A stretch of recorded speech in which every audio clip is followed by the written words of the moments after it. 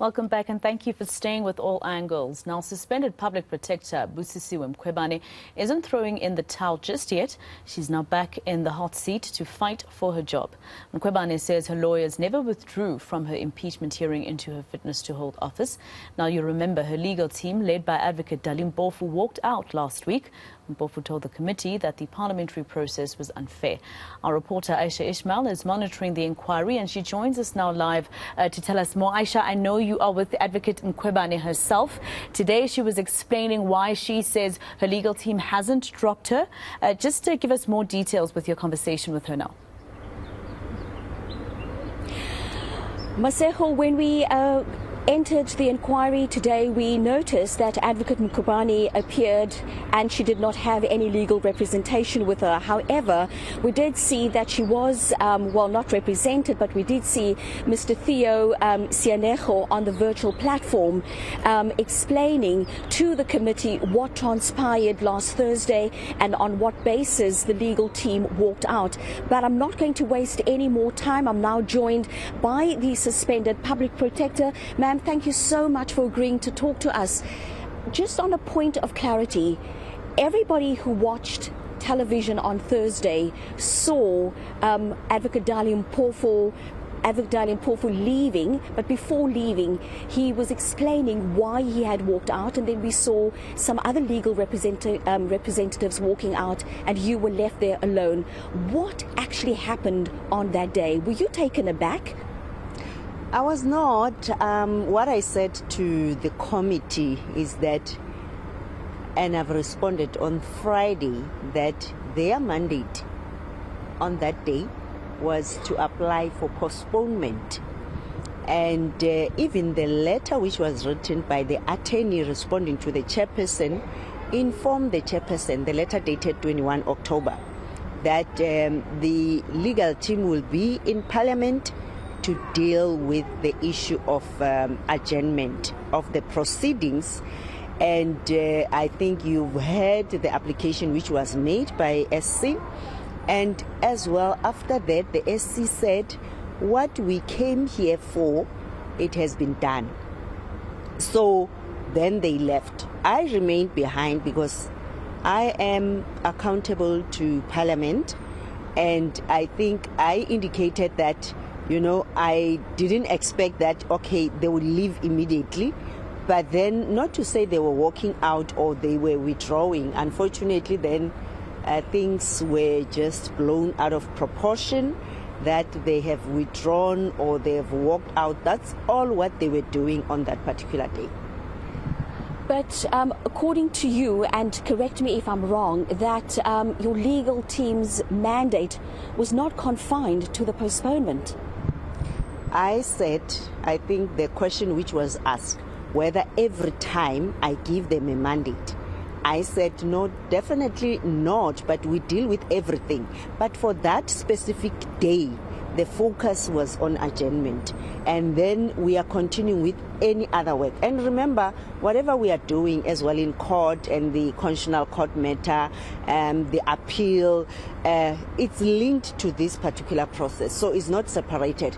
But one problem is that the legal team must then focus on that so that we can prepare ourselves properly, so that when we come back here, they can apply their mind and focus on the proceedings. The chairperson also noted that your legal team was not present on Friday.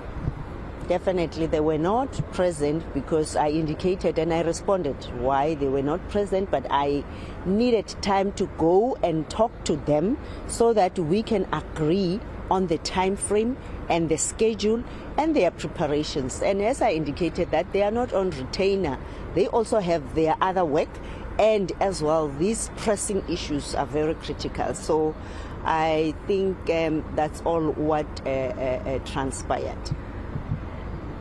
Advocate Dalim Mpofu has often said that these proceedings are illegal, and he also called the committee illegal, yet he continues to participate.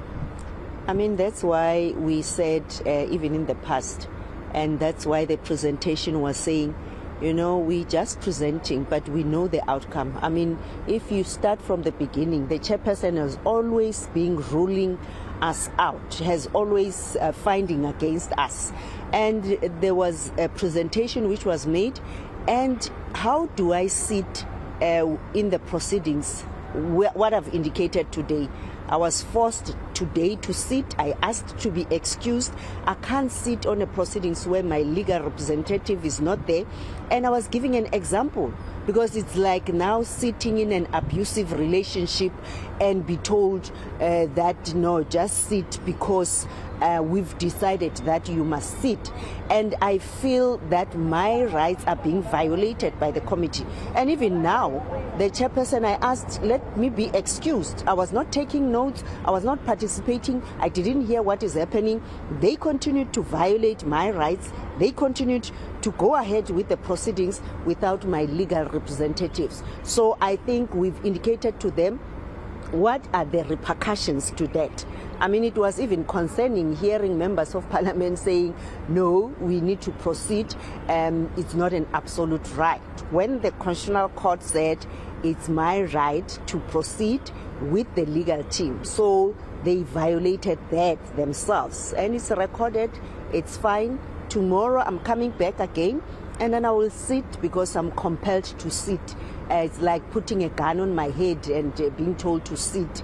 And because at any rate I'm just sitting, I'm not participating, and nothing is being done. So the chairperson and the committee members decided to do that, and each and every one of those people who decided to proceed will have to account for that.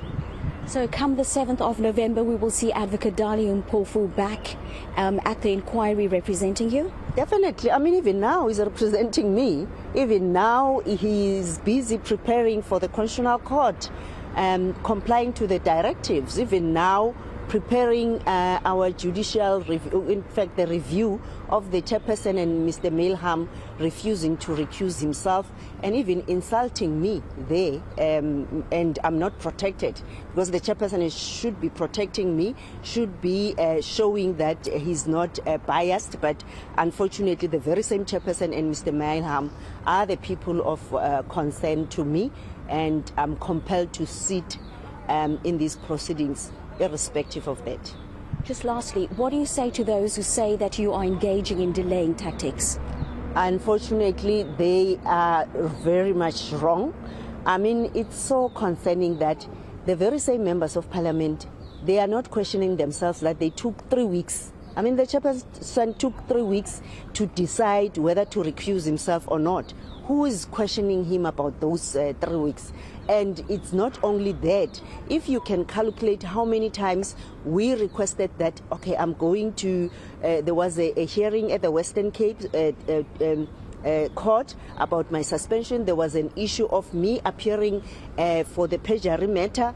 Not to say it's a delay. I mean, if the court, I must appear in court. It's not to say. So if you can calculate those days and compare to those 3 weeks and the delays which have been occasioned by them, I'm not delaying anything. But now you're compelling yourself, just, you know, you just trampling on all the rights of a person and of a Chapter 9 head institution, just because you are saying, no, we must just finish, irrespective of the fact that you need to deal with issues. And now you even disrespect the highest court in the land, the Constitutional Court, but you call yourself members of parliament and you want to respect the rule of law, or you are committed to the issue of the rule of law. So it's very much concerning. And people who are thinking I'm delaying, I'm not delaying. I also want to tell it all. I also want to speak to the public about everything, because this process for me, it's what the public should be looking into. It's what the public should know, that the very same members of parliament they have here, who are representing them, who are claiming that they are protecting them. It's not the case, because you are then trampling on the rights of a head of a Chapter 9. What about the poor person, the marginalized? And people are saying we are rushing. At whose interest are they doing this? I mean, the DA, the ANC, at whose interest are they doing this if they are concerned about the rights of the marginalized? Thank you so much for your time, ma'am. And that was suspended Public Protector Busisiwe Mkhwebane.